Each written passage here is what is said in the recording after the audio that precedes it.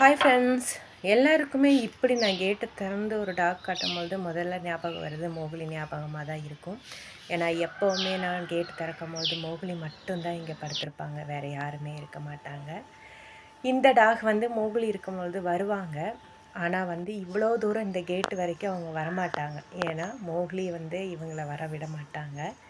அந்தாண்ட மோகிலி சாப்பிட்டுட்டு போனதுக்கு பிறகு அந்தாண்ட கொஞ்சம் தூரம் தள்ளி அவங்களுக்கு நான் சாப்பாடு வைப்பேன். சாப்பிட்ட உடனே ஓடிடுவாங்க. இன்றைக்கி வந்து கேட்டு திறந்த உடனே பார்த்திங்கன்னா கேட்டுக்கிட்டேயே தான் உட்காந்துருக்காங்க. இப்போது அது என்னங்க, அந்த சாப்பாடுக்காக தானே.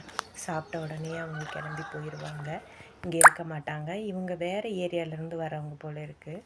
ஆனால் எப்போவுமே மோகிலி இருக்கும் பொழுது வருவாங்க, கேட்டு பக்கத்தில் கூட வரமாட்டாங்க.